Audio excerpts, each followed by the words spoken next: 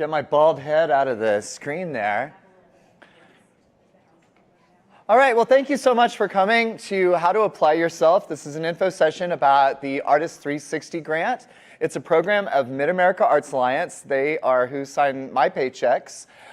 We are the first regional arts organization in the entire country. We were founded in 1972, which is the same year as my founding. I'll let you guys do the math. We are generously sponsored by the Walton Family Foundation. This program started in 2018, and since 2018, we have awarded 138 individual artists in Northwest Arkansas $1 million. And we're planning to unload another $300,000 to 30 artists in Cycle 7. I say cycle like it's America's Next Top Model, but that's where we are. We're in Cycle 7, Cohort 7, getting ready for this grant. Has anyone applied for a grant before? Okay, a few of you. All right. For those of you who have not applied for a grant, try. Just get in, pop the seal, and get it out of the way. See what it's about, okay?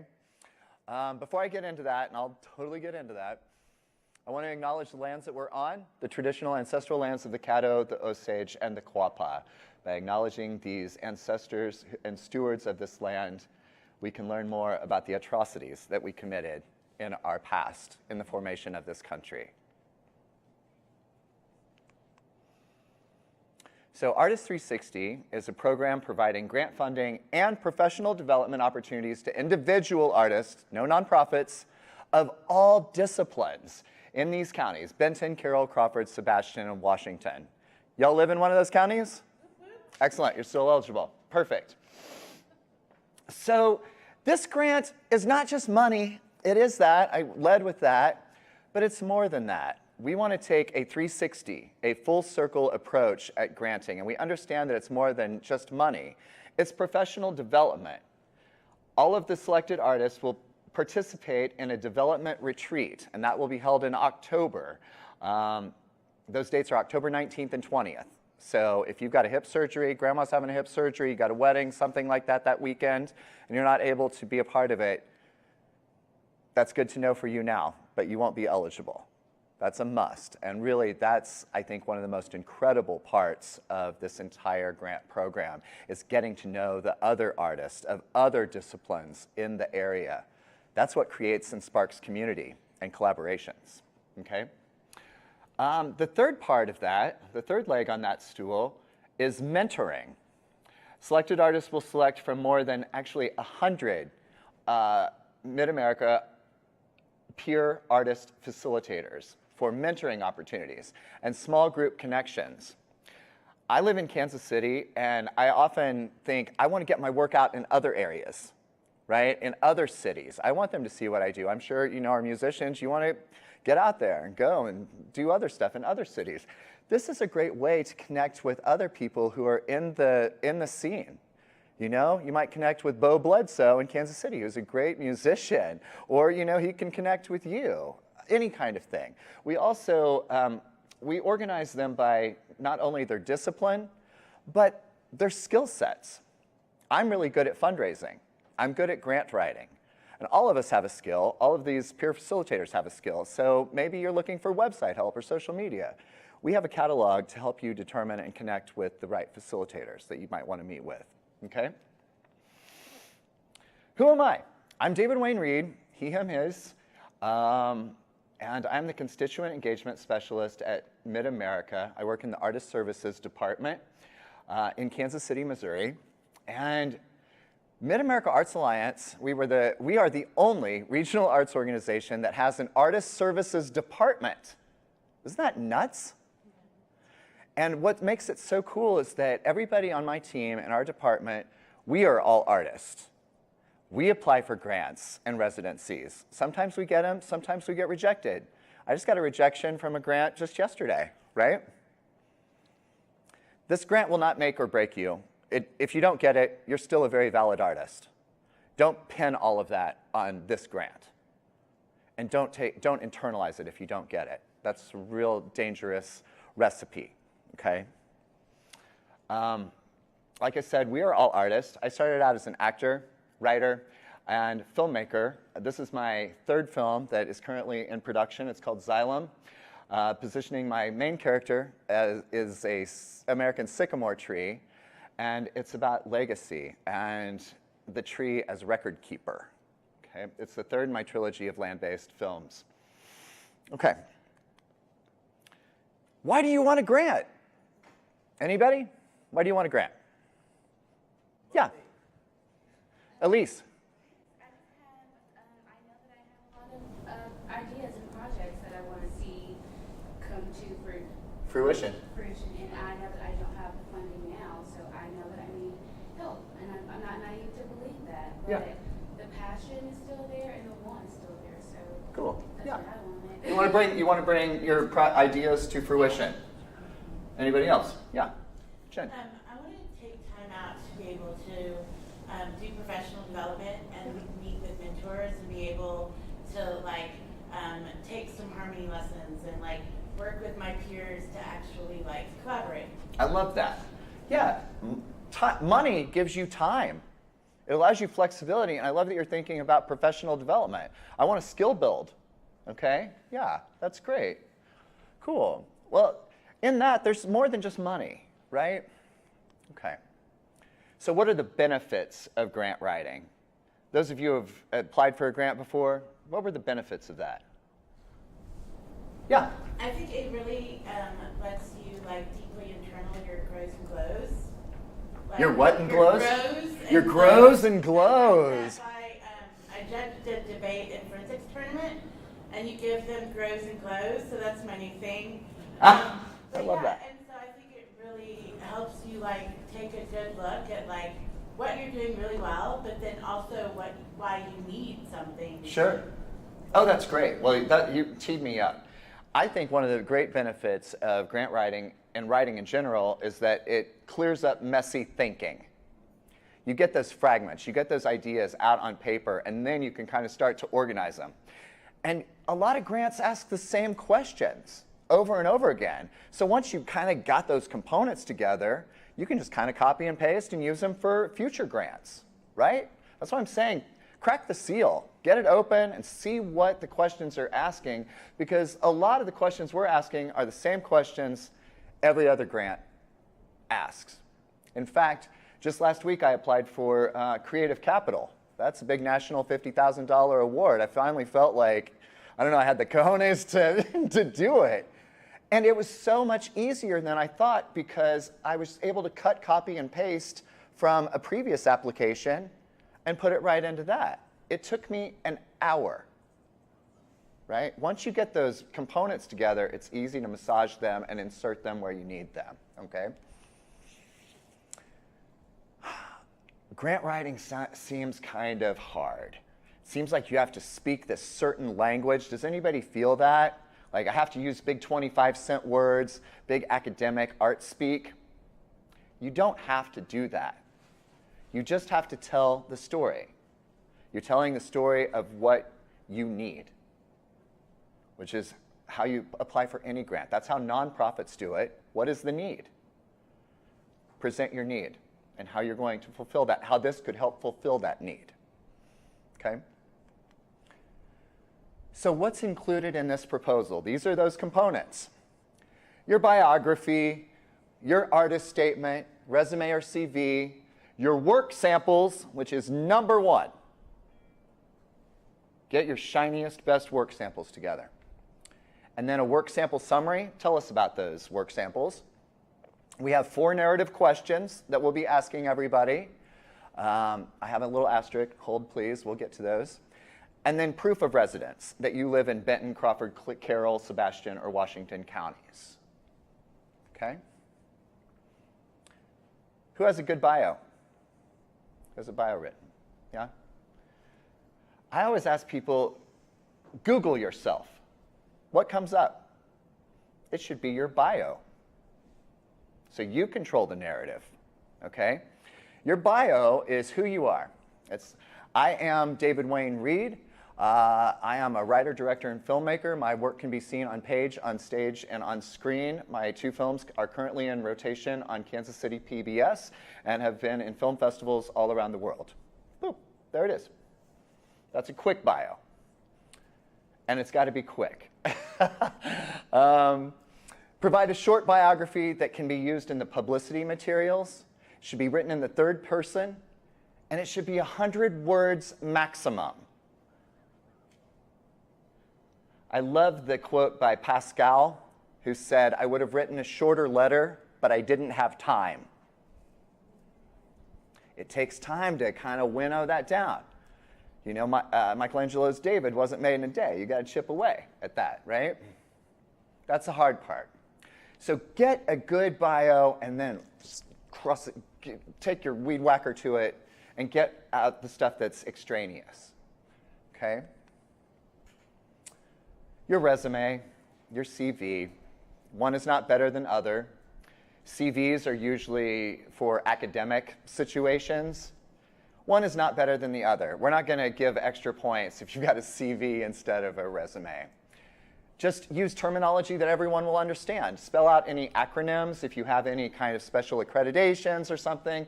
Let us know what an AMS or a CAE or a P, you know, whatever it is, what that means. Use reverse chronological order. Your most current work first. I've been on a lot of panels. We put in a new airport in Kansas City recently, and I was on the executive committee, and we got to spend $5.65 million on art for it. I reviewed about 2,000 grant proposals for that. And I remember that there was an artist, and the first work that they listed was from 2014. But then you look on down, and they had other work from 2020, but that wasn't at the top. And when panelists are moving through so quickly, it looks like that person had not been doing contemporary work, right? Don't make panelists dig, because there's going to be a lot of applications, right? Front load it with your most recent stuff. Use strong but simple design. You can't imagine how many really flowery, beautiful resumes we get. It's like artists want to say, look how much of an artist I am, because I have all these curly cues and whatnot. Canva will do that for you, and that's cool, but keep it simple, right? It's KISS. Keep it simple, stupid. Concise. I'm sure you guys wouldn't do this, but I have turned in a Word document with my resume on it, and then as soon as you send it over, it becomes all jangled and, you know, it looks terrible. So save it as a PDF. This way the panelists see exactly how you meant it to be shown, okay? Use clean, consistent formatting. Don't be George Santos. Be creative and truthful, right? It's a small community, and even the art world is even smaller. People talk, you all talk, we all talk. We know. I know that you maybe didn't have that exhibition at Crystal Bridges. Come on now. Or maybe you did, but people will know. People will find out. 11 to 12 point typeface is good, sans serif. I'm an old man now, so my resume has gotten pretty long. And it's my inclination to kind of take it down. It's like, oh, if I put that in a 10 point, I can scrunch more on there. But then the problem is I'm also an old man and I can't see what I wrote. So make it accessible for the readers. This one was really weird for me because I went to theater school at the best veterinarian school in the nation, go K-State, and I just did, with my theater degree, I did what directors told me. I didn't realize that I could describe what I do and how and why I make it and what is my inspiration and what is my process. That's what the artist statement is. It should be written in the first person. That is 250 words maximum, or approximately 2 to 4 paragraphs. So I'm about to show you kind of a Mad Libs way of putting together your artist statement. These are the 4 questions you need to answer. What am I doing? How am I doing it? Why am I doing it? What influences or inspires me? Like I said, I'm a writer, director, filmmaker. I'm making my film with a drone and a phone. Why am I doing it? I want to raise awareness about our interconnectivity and interdependence on land. What influences and inspires me? I love the movies Baraka and Koyaanisqatsi. Okay? That's just a short little something. But that's already individualized me. I see a lot of artist statements that are very general. Like, I'm an abstract artist and I'm really interested in flow of color and, you know, well, okay, so is everybody. What are you inspired by? What informs your practice? How do you do it? How do you paint that? You know? I don't know. Do you paint it naked while you're dancing? Okay. Tell us about it. It sets you apart a little bit differently. Okay? Does anybody know Simon Sinek? His book, it's called Start With Why. He also had a pretty famous TED Talk. Check it out. His book, the title of his book is exactly what he's positing. Start with why. We all know what you do. You know, you're a photographer. You're a playwright. You're a singer. Okay? Okay, fine. How are you doing it? What is the process of it? How would the conversation change if you led with why? I'm making films because I want to draw awareness to environmental collapse. Okay, well that just got a lot more interesting than saying I'm a filmmaker. And we do that to each other. It's like, what are you doing? What are you doing? It's real catty. Change the conversation and approach it by reversing it. Why are you doing this? Okay. The first thing I want you to do when you leave here is I want you to go to artist360.art and start the application. Enter your name, your address, get all the easy stuff out of the way. Just get it started. Get in there. Print it off and see what it's about. What are the questions? What are they asking of me? The second thing I want you to do is think about your 5 work samples. What are those 5 songs? What are those 5 photos? What are those 5 poems? And get that all together. And pro tip, do not wait until the last day to upload your work samples, because I'll tell you what happens. In that 11th hour when everybody is putting in their applications, we know, we're like that too, but technology will F you over in that 11th hour every single time. Every single time. So I would say get your work samples together and then get those uploaded about a week or at least a few days in advance. Get that in there. And then worry about the copy and the content and the answers to the questions a little later. Because if you do run into problems of uploading any of that stuff, it gives us time to help you and get it uploaded. Like, it used to make me pull my hair out, and look, I'm bald. I mean, it drove me nuts. I waited until the last minute, and it always was that kind of situation. Okay. You know, and I also want to say, I was told as a young theater maker, document, document, document. You know what the problem is with theater on video? It sucks. It just sucks. And so I remember one of my plays, I got 2 camera operators to give me 2 different perspectives, and it was a much higher quality work sample. And then I got a grant from the Andy Warhol Foundation for Visual Arts for my first film. Okay, mic drop. Documentation matters. When I was on the panel for the airport, the lowest commission was $20,000. The biggest was the biggest was $1 million.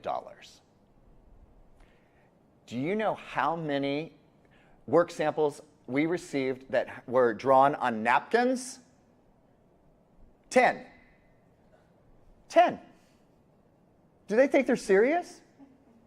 And when panelists are going through a lot of applications, if your work samples are not your shiniest, greatest hits, best, it's moving on. Someone else's will be. Take the time to get good documentation of your work. And you know you can, because iPhones are pretty miraculous. Technology is pretty miraculous. And if you don't feel good about that, meet a photographer. There are 2 of them right here, right? Take that work. Okay? It makes a huge difference. Okay. So I told you you can include a total of 5 artwork samples. Those 5 artworks should be different titles, not 5 examples of one work. Okay? I know, I'll just get this out of the way. Someone invariably asks about, like, maybe show a detail of a bigger work. If that's the case, put that on the same slide. Put that on the same JPEG. You have 5, so you want to show the wealth of what you have, okay? Those samples may be uploaded, JPEG, MOV, MP4, musicians, whatever yours, what, is that an MP3? Yeah. They may be uploaded or provided as a URL links. I know we have a lot of performers in here, so your SoundCloud, your Vimeo, I don't know, other Bandcamp, whatever. Include those links. All uploaded files should be titled with the name of the artist. This makes me so mad.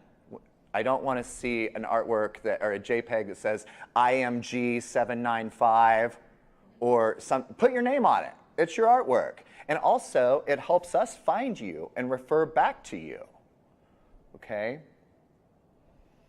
No spaces or special characters, you know, save the paper. Uploaded files may not be larger than 1 megabyte.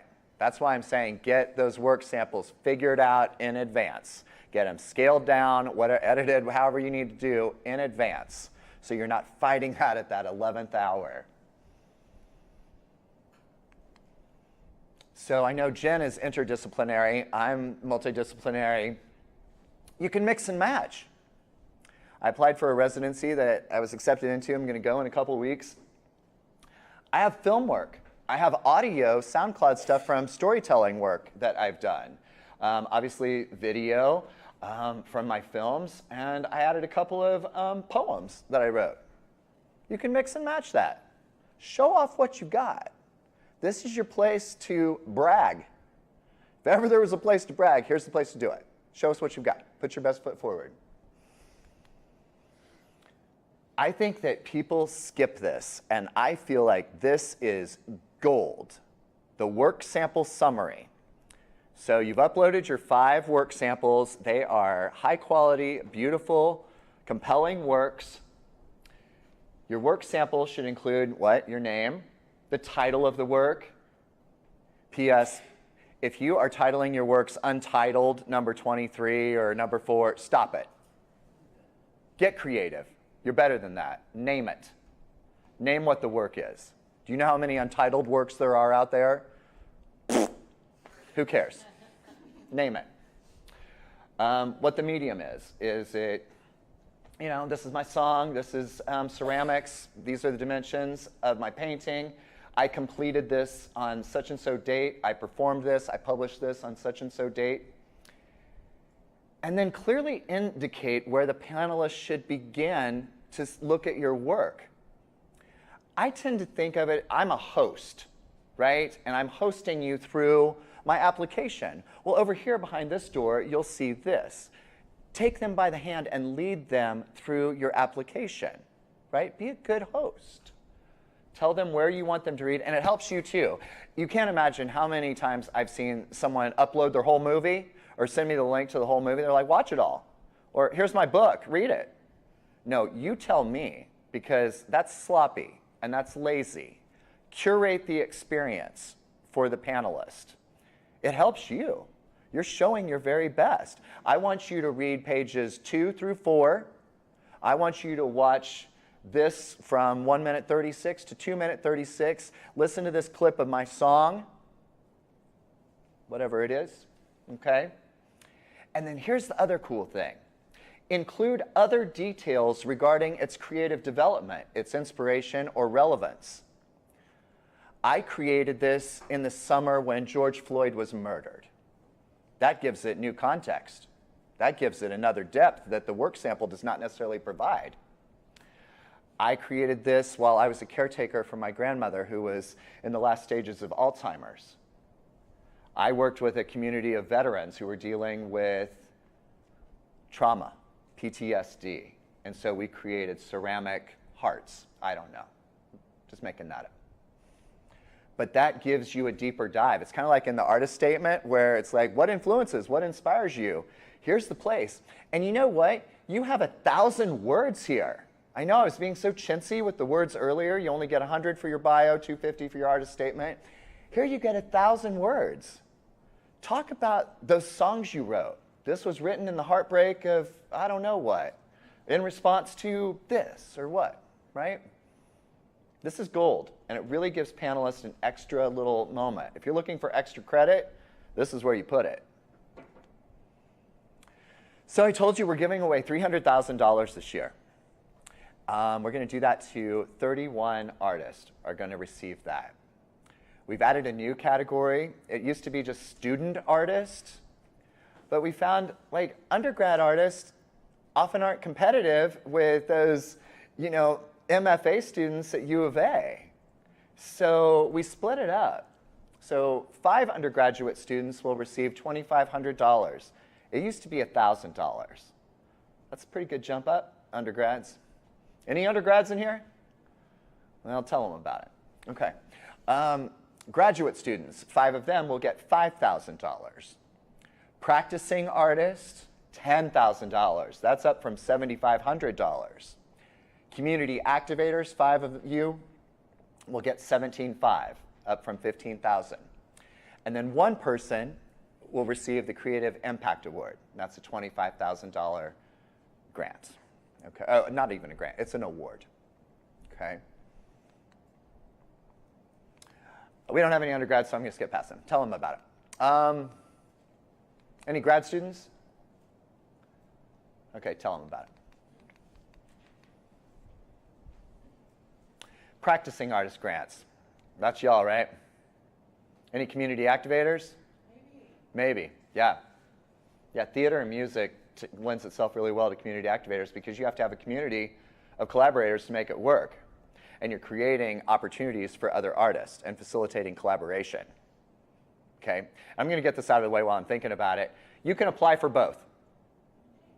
You can apply for both. You won't get both.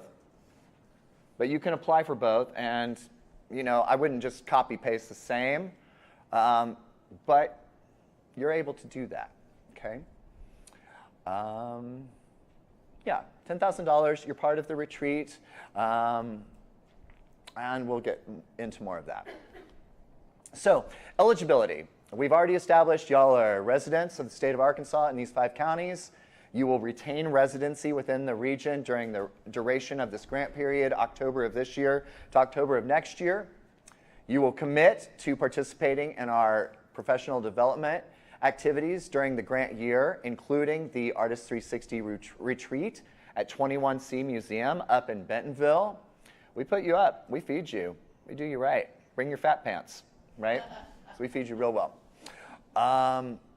And that is October 19th through October 20th. It's a lot of fun, and I really think that's where a lot of the magic of this program is.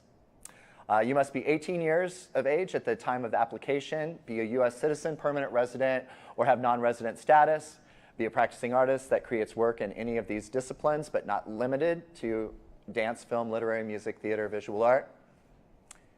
You may not be enrolled in a degree-seeking program. Okay, that's for the grads and the undergrads. So just want to be clear about that. You may have not previously received a practicing artist grant. I don't recognize any of you, so I think you're good. And you may not have received a grant or award of $1,000 or more from Mid-America. We have several grant programs. So if you've received more money in the past year, wait it out. Wait another year. You can come back, okay? And then also not be a full-time employee of Mid-America or married to a full-time employee of Mid-America. Everybody still eligible? Good. So this is what we'll be asking for practicing artists. The online application form, which you guys will get started right after this. Go to the website, open it up. Your proof of residence, that can be anything that has your address on, proves that you live here. Your bio, your artist statement, your artist resume or CV, these narrative responses, which I'll get to, those 5 artwork samples, and then your work sample summary. So how do we review this? Your art, obviously, your artistry, you have some artistic excellence defined by the practitioners and norms in your chosen discipline, and you show a deep continuing commitment to this work, right? And you show motivation to continue and evolve. So artistry. Program readiness and collegiality. Selected artists will want to be a part of the professional development program and that component, as well as interest in sharing their work and process with a network of artists. Now, a couple of years ago, we had an artist who came to this very info session. I said all of this. They came to they got their, acceptance, and they left by noon at the retreat. They're like, this isn't for me. Well, that really screwed somebody else over. Luckily, we have alternates, and we were able to give the money to another artist, but it squandered that weekend. And I'm telling you, money goes away, but the connections and collaborations that are fostered and the information, that lasts much longer than that money ever will. It really ruined that opportunity for that artist. So if you don't want something like that, if you don't want to engage and share your work with other artists in the region and be fed really well and coddled at 21C, this is not for you. Okay? Third, the impact of funding on your practice. We don't ask for a budget for this, right? But we will ask you how this is impacting your work. How do you want to use these funds, right? Where's that $17,500 going to go? How am I going to use $10,000? Let us know. And then we look for a balanced cohort.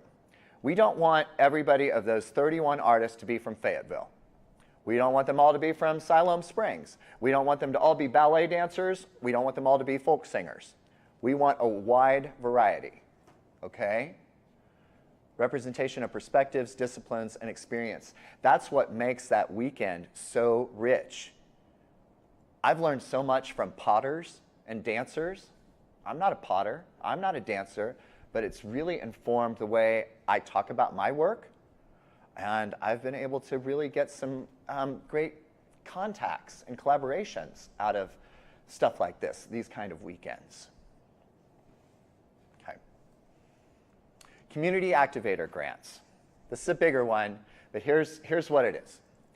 These are creative practices focused on collaboration. You must have a demonstrated history of providing opportunities to other artists. Community activators provide opportunities for other artists. I used to run a storytelling show.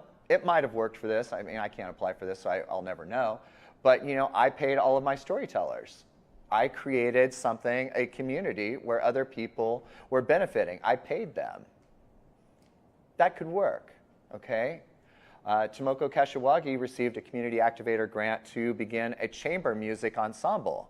Musicians, you want people to play with, right? That totally worked. I would urge you, when you're over at the website getting your grant application started, to look at the artist. Thumb through all of their profiles. Look at the community activators. What are they doing? What are some of the other artists doing, right? Take a look at that. What's that YouTube? Is it like, take a look at that. Take a look at that. Do you guys remember that? Okay, maybe it's the Benadryl. All right. So eligibility, it's the same eligibility of everything else except for that which I bold-faced in yellow. Show a demonstrated commitment to building and supporting the arts community in Northwest Arkansas through collaboration, providing opportunities to other artists, and community engagement. That's what it is. If you work in social practice, this is where you're going to want to apply, okay? Again, it's the same requirements as the other grants. There is an additional question on the narrative responses, but we'll get to that. But everything else is the same. Review criteria. So artistry, we already talked about that. Program readiness, we talked about that. Impact of funding, balanced cohort. The only other different one is that collaboration. Having that demonstrated history of collaboration. If you decide, well, this year is the year I'm going to start collaborating with people, start collaborating with people and then apply next year. Build that up. This is for somebody who's been in the game and working with collaborations. Now, I will say, in Eureka Springs the other day, I had an artist. I've had a couple of artists that have moved here recently, and they've had, they have social practices that have already been established, and they're going to apply, they're doing that work here. That just show that you have a demonstrated history, okay, doing that. Yes. I'm a potter and I teach. So Yeah. is the teaching be a community activation, or is that the studio that's doing it within that activation? It could be. And I think we do have an artist who started a kind of studio program. So look back through those community activators of years past. I think we just started that grant in 2020, so there's only been 2 sets so far. But yes. Okay. And then the Creative Impact Award, this is the big mamma jamma, $25,000. This is to an artist recognized both within and outside Northwest Arkansas. Celebrates an exceptional artist that contributes to and nurtures this region's cultural ecosystem. This isn't for beginners. This is someone who's been in the game for a while. Take a look at our previous winners. Lakeisha Bradley, who runs My Tea by Design, has served over 20,000 people, BIPOC, mental health services, art services, incredible. Khalud Sawaf, working in so many spheres in social practice. Sharon Killian, who was formerly with Art Ventures, she was our inaugural winner. You've been at this for a while, right? This is a nomination award, so, here, let me go back. So you're mid-career or established, you make exceptional work. I think I've said all that. I love this 4th line, be without access to long-standing institutional support and resources. We're artists. When have we ever had long-term institutional support or resources? And then this Creative Impact Award winner will commit to participating at our Artist 360 retreat, our alumni retreat, when we bring all of the alumni back from all the years that we've been doing this, back to 2018. And then our Full Circle Showcase that we just did on Sunday. We'll do that next year, okay? They must be all of those things. We've already established that. So it's a nomination process. If you know an artist that you think is worthy of this award, nominate them. Give them their props. That'll boomerang back to you. Also, you can nominate yourself. Why not? Advocate for yourself. So we need to receive nominations a month from today, May 24th. It's a really easy form. It's also on that page. I mean, it's just goodwill. Go think of somebody who's made a difference in your life and nominate them. That goodness will come back to you. And so after we receive those nominations, and you only need to really say a couple paragraphs, this person has done this, and I really admire them for this. Give a compliment, feels good. Then we will reach out to each of those nominated artists, and then we will ask them to complete the application form, send us all the stuff that we're basically asking everybody else, and then a statement telling us why they should be considered for this award. Okay? We review them by artistry. And then we review them by community impact and by leadership. That's a little different than the other categories. Okay? I do want to say that all of these, we have application guidelines to download. There's some sweet PDF action on our website where you can download that, print those off, and go back and refer to. It's very, very helpful. We provide so many resources. I don't know another granting operation that provides as many resources as we do, honestly. Okay, so here we are at the narrative questions. First, explain the evolution of your creative process. What work have you been pursuing? How has that work evolved? Why has it evolved in that way? And have you faced challenges or constraints in making your work? Tell us what's going on. I'm a part of a writing workshop back home, and every Tuesday night we get 3 prompts. And the only caveat is that you keep writing for 10 minutes. We set a timer and write just for 10 minutes. And the only deal is that you never pick up your pen. You just don't stop writing. You keep writing. You can keep saying, David sucks, I hate David's hair, I don't know what, but just keep writing until you get those thoughts out. And I would do that with each of these questions. Line them out. What work have you been pursuing? Set your timer. Write about it. At least you'll get out that shitty first draft, and then you can kind of hone it. But something magical happens when you commit to putting that pen to paper. It kind of feels like Michelangelo's touching God, you know, that where they're touching fingers. You're sparking that creative connection. I've seen magic happen time after time in my writing workshop. I guarantee you it works and it will help you. You can do that in 30 minutes by just writing that down and getting out that first draft. Okay? For me, I was working on a documentary film, and then COVID happened. And all of the elderly woman landowners that I was going to interview, I couldn't endanger them. It was COVID. So I had to change my entire focus of my film, and I let the land be the star of it, and I used voiceovers instead because I didn't want to endanger them. That's how that changed. Performers, COVID changed everything. We have a butts and seats economy. You know, that's the model. Well, when those places shuttered, what are you doing? We had to pivot. Remember that word? How have we had to pivot? This is a place to share that. We are artists. We are dreamers.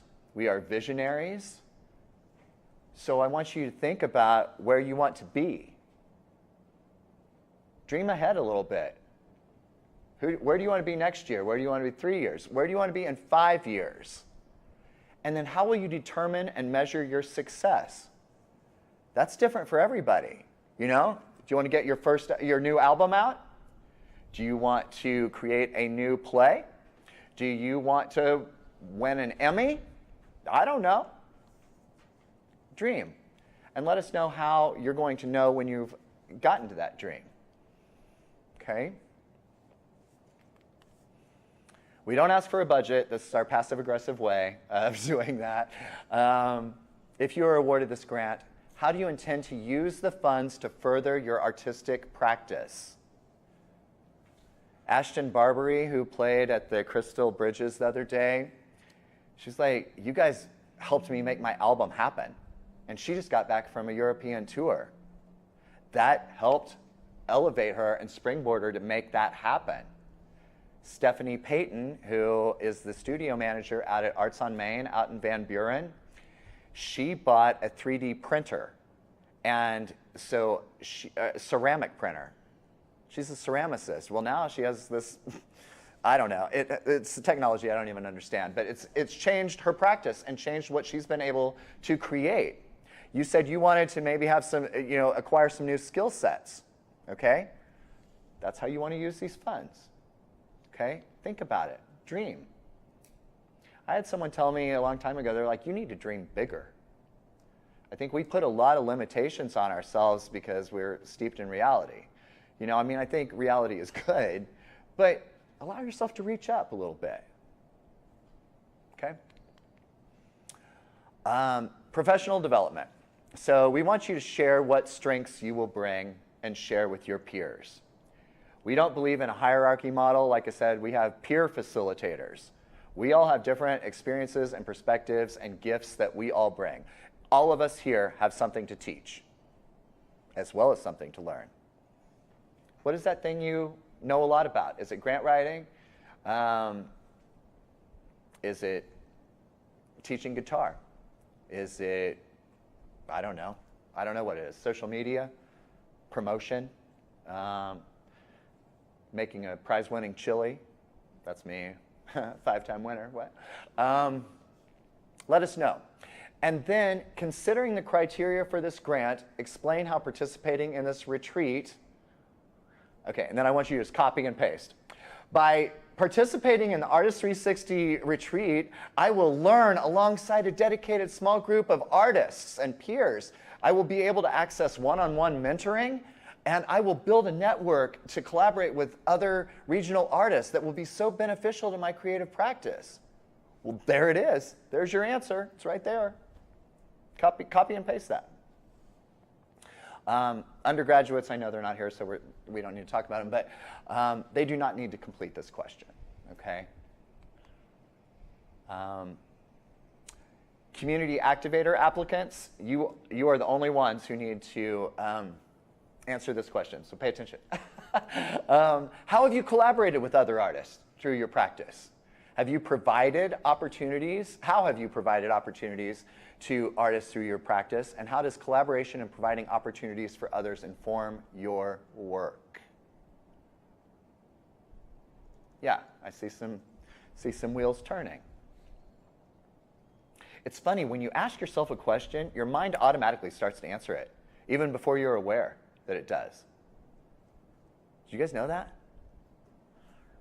Why is it so easy for me to get a grant? Oh, well, it's because I can do this, this, and this. Your brain starts to do that. It's wild. I'm going to stop and tell you something. I can't believe I'm proselytizing for this, but at our convening the other day, we had a speaker who asked one of the artists to give them some words about a project that they're kind of in the infant stages of. They're like, well, I want to, I guess, sculpture, ceramic, and it's regarding my daughter who has this rare autoimmune disorder. And we really put in no more than a paragraph of fragments into ChatGPT, and it was amazing what spit out. And I was like, I don't love this, because I'm a writer and I value that. It made me kind of mad. And so I took a project description of my own, and I put it in, pasted it into it, and it gave me something in moments that gave me another perspective on my work that I hadn't even seen. So you could write out some of those fragments, set your timer to 10 minutes, and write out, your crappy first draft, and then put it in there and see what happens. Now you'll want to, ChatGPT, I don't know if anybody's been messing with it, but the language gets a little formal and a little weird and a little self-congratulating, honestly. So you'll want to edit that, but what a help. What a great helper. Okay, so how do we review? We believe in hiring artists and arts professionals to be panelists. We're not interested in the banker or the banker's wife being in the room to decide y'all's fate. We want artists selecting other artists. It matters who's on the panel. It so matters on the panel. I keep going back to the airport project. But when we brought in a diverse panel, you know what we got? We got a diverse cohort of artists in our airport. And we went from 90% white men to 75% women and people of color, as well as 75% local Kansas City artists. It matters who's on the panel.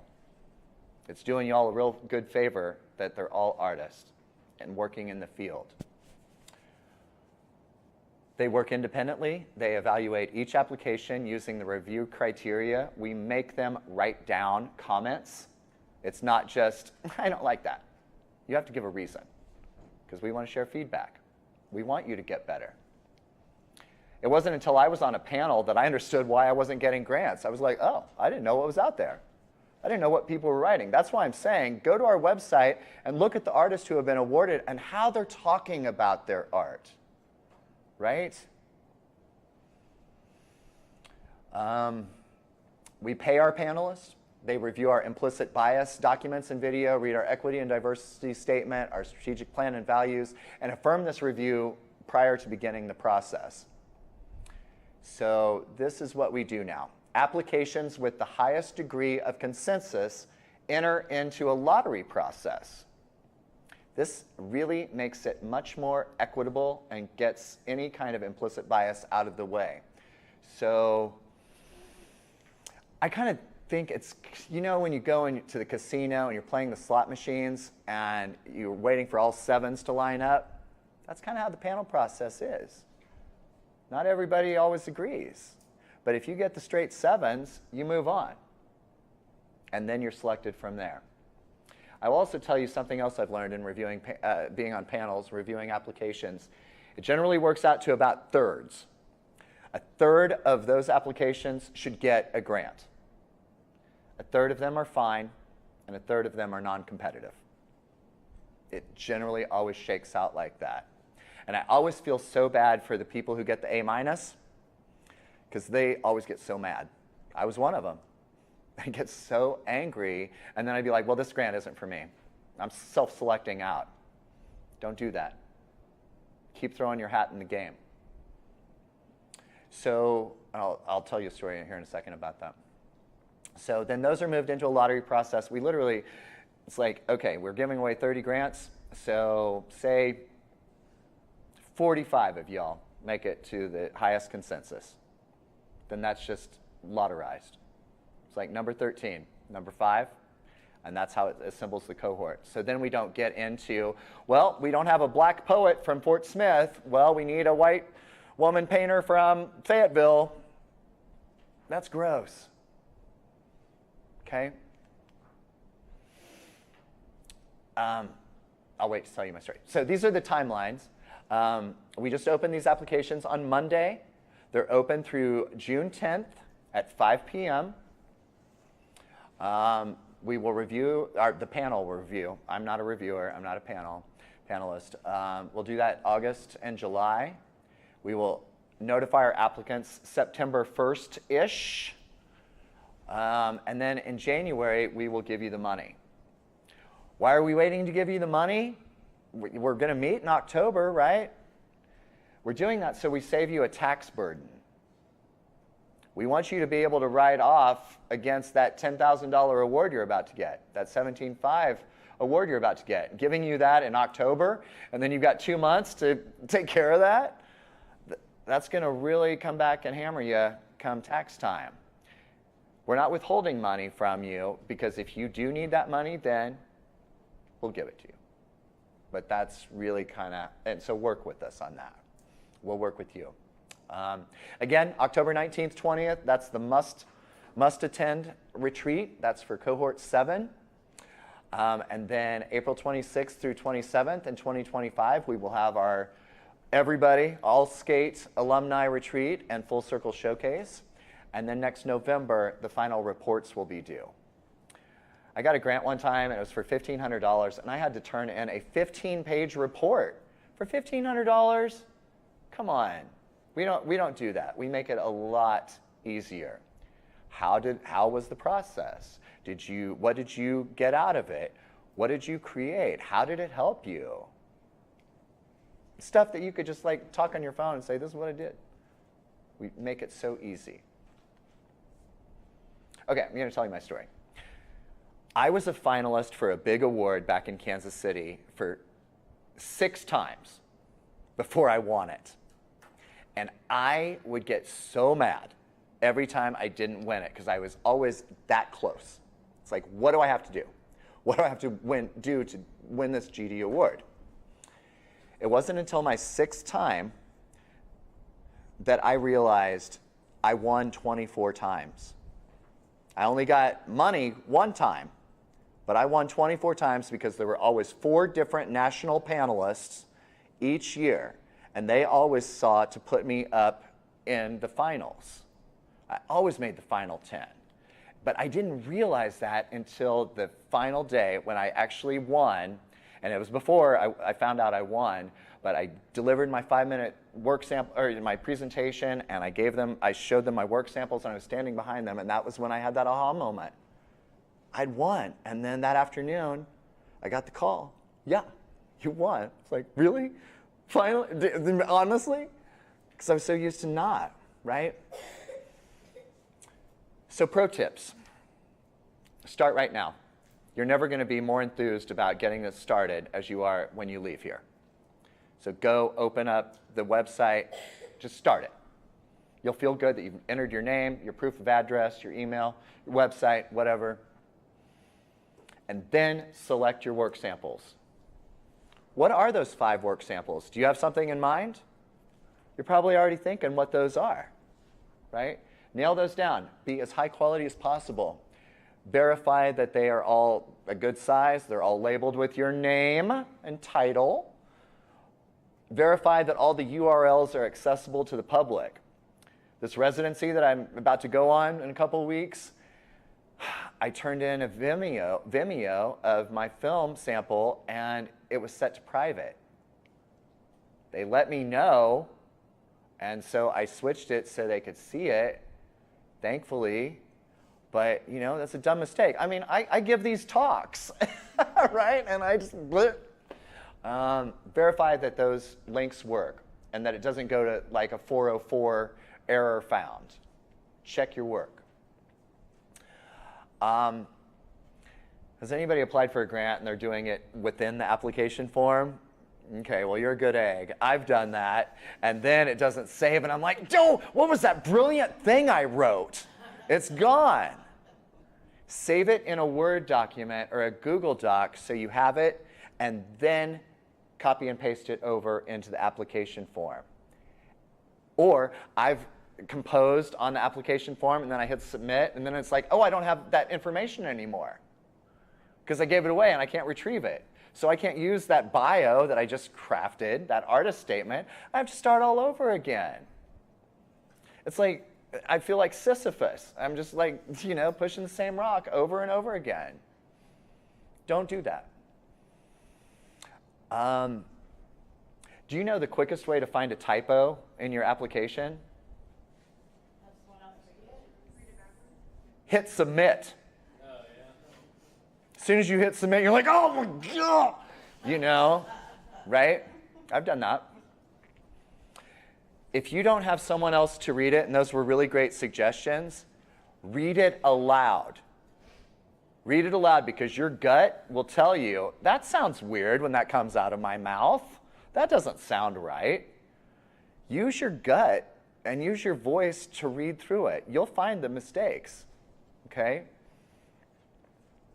Save your application form frequently. And then finally, don't take it personally. You are all valid artists, and incredible artists. Not getting this won't break you or make you. Getting this won't make you or break you. You know, sometimes when I wouldn't get those grants, it would bring up a whole flurry of my own insecure stuff. And don't let this exponentialize any existing insecurities, because it's easy to do. It's really easy to do. Then it becomes a conversation of, I'm not good enough. And that's toxic. Don't do that to yourselves. Okay? Like I said, we offer a wide array of resources. All of these application guides has all this great information. Download that, open that up.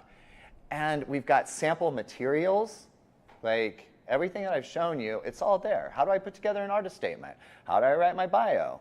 It's all right there, okay? And then if you have content or technical questions, email us at artistservices@ma.org or email me. My business cards are back on the back table. We monitor this email address all the time. My coworker Allison monitors it even after work. I shouldn't have told you that, but I wish she'd stop, because boundaries, right? But you can also schedule a Zoom meeting during our open office hours, okay? Take us up on that. I think that's it. Questions or answers? Maybe you guys have answers for me, I don't know. Yeah, Elise. So yes, I'm a fairly new artist, so my worry is, am I too new to apply this? Like, I don't know if I have 5 works right now. Like, I do, but like they're not published, like no one has seen them, but like, you know what I mean? So I have work, but it's not released, and I only have one film that I was a co-writer on. Okay. And an actress in, so Yeah. I'm just worried that I don't have enough work to. Well, I would concentrate on making more work, but put what you have forward. I think it's beneficial to just apply. You're going to learn a lot by getting this grant application in the bucket, right? Like, I felt so good applying for Creative Capital. Even if I don't get it, I was proud of myself for doing it and entering the arena. So go for it. Put what you have forward. and just continue to make more work. Yeah, yeah, and document it.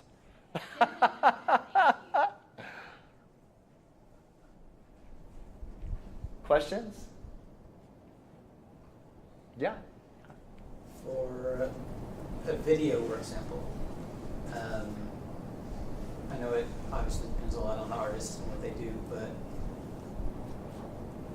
would you recommend, depending on the type of submission, like a summary sizzle, kind of like minute long, kind of a reel or whatever, like showing different things you've done, or like here's a minute from a documentary? Like what would the panelists want to see?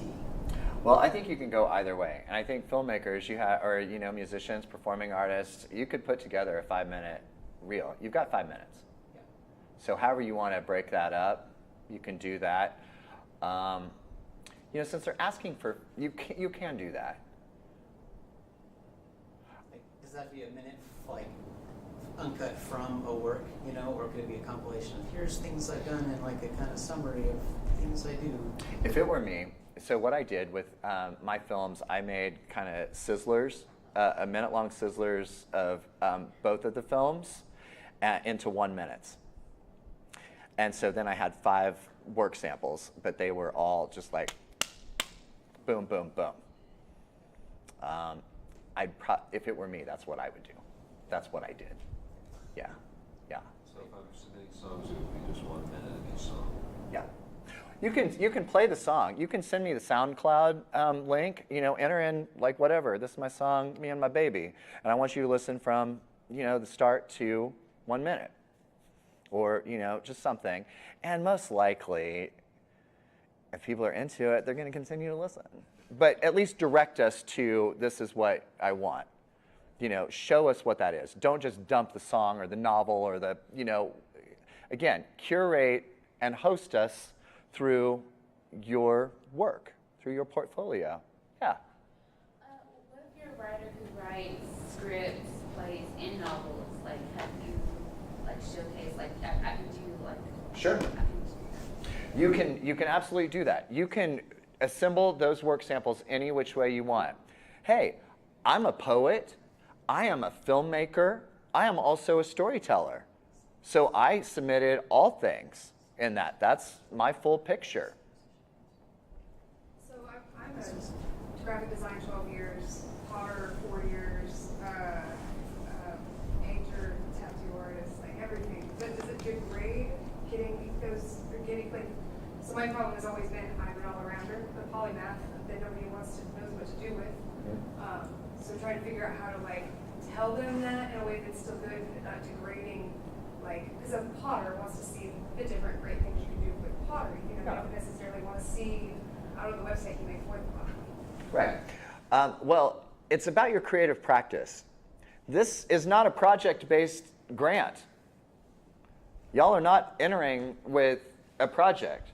I want to work on my album, Me and My Baby. I'm just calling it that. Anyway, that's how it used to go. And I'm going to create a budget and tell you all these things.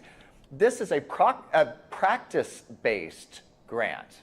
And those narrative questions, it's like, how has your practice changed? What do you need for your practice? And so whatever you are articulating in those questions, let your work samples support that.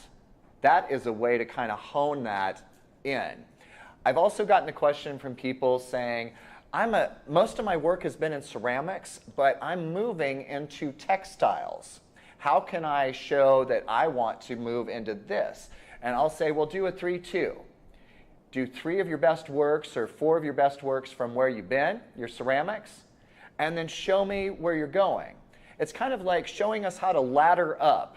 Show us how this gets for you from here to here. Okay? Does that make sense? Yeah. I think you just answered the question, but I'm going to ask it again in the songwriting framework. But as I'm thinking about this, I want to highlight things I've done in the past, recorded. But I feel like, it's been a couple of years. I feel like some of the songs that I've written that I planned, to record in the future that are kind of part of where I'm going might highlight some things that the others don't. So would you recommend? Like, would that be a similar idea? Like maybe 3 of the old and like uploading like some samples of 2 that Don't get too old. You know, I mean, stay with your most contemporary work. But yeah, show the breadth of it. Yeah. Is it bad to upload like samples of stuff that's really like recent? I mean, if I'm part of me is like I may want to highlight like myself as a lyricist. So Show your best work. Pick your greatest hits. If you were putting together a greatest hits album of your works, what would go on that album? Right? You're already thinking of pictures. You're already thinking of, you know, songs you've written. You know what those are.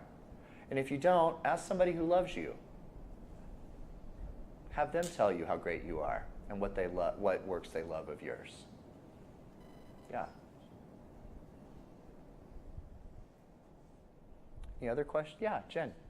So if I want to put 2 applications into the pot, so let's say I want to do community activator and personal artistry, how does that like dwindle down? I guess, like, because eventually you guys will be like, okay, well, she's more of this than that, and then it'll just go into that bucket, or yeah, like what is the thought process of if someone puts in 2 things, narrowing it down to what is going to serve us better? Well, I mean, I would hope that you would get the bigger money amount, right? I mean, that's what if that happens, you know, I mean, good for you. That's a fancy problem that we'll cross that bridge when we get to it. But we would give you the option. Say if you were also, you made it in the lottery, you made it through the consensus, and you were up for both community activator and practicing artist, then we would be like, hey, Jen,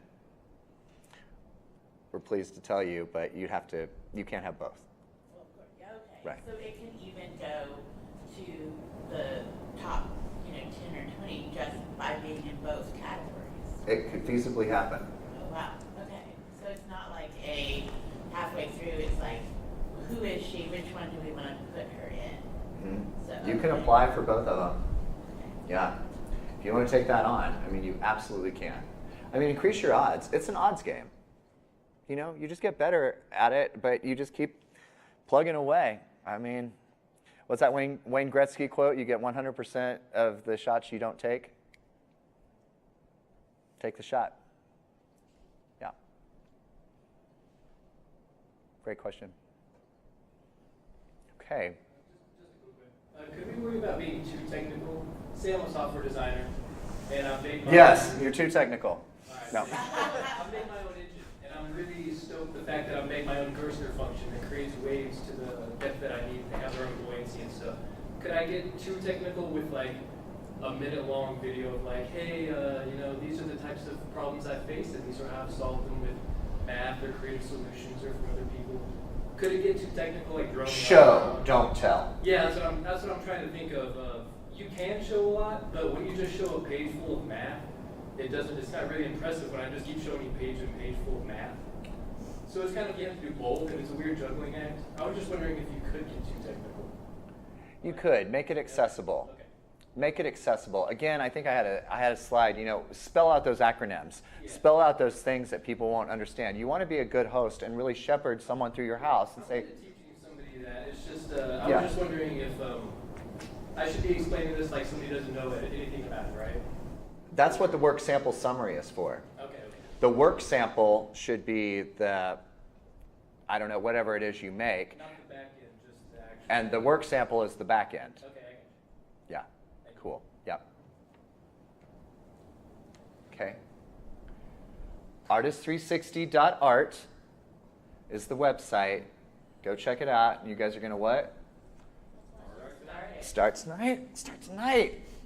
Open the application up. Get it in there. And then the second thing you're going to do, select your work samples and shine them up. Yeah.